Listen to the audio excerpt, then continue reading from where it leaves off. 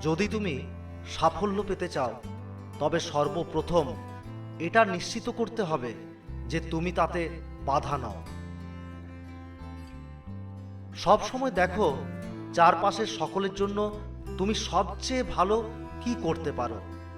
নিবেদনের এই বোধই তোমাকে উদ্দীপ্ত করে তুলবে। সেটা করো যেটা তোমার জীবনে সত্যিই গুরুত্বপূর্ণ, তা যাই হোক না কেন সেটা তোমার যোগ্য হওয়া উচিত। তোমার ভালোবাসাকে প্রসারিত করো। শুধু একজন ব্যক্তিকে ভালোবাসবে কেন, যখন সমগ্র মহাবিশ্বকেই তুমি ভালোবাসতে সক্ষম? নিজেকে এমনভাবে প্রস্তুত করো যাতে সব সময় তুমি সমাধানের অংশীদার হতে পারো। চিন্তা করাটা শুধু সেই তথ্যগুলির পুনর্ব্যবহার যা আপনি অতীতে জড়ো করেছেন।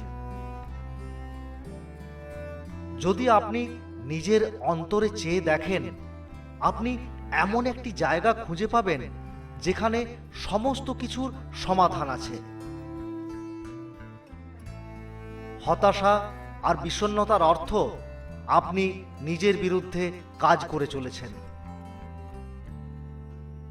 সাফল্য সম্বন্ধে তোমার ধারণা যদি শুধুমাত্র অন্যদের থেকে এগিয়ে থাকা হয়, তাহলে তুমি নিশ্চিতভাবে তোমার সম্পূর্ণ সম্ভাবনাকে খুঁজে বার করতে পারবে না।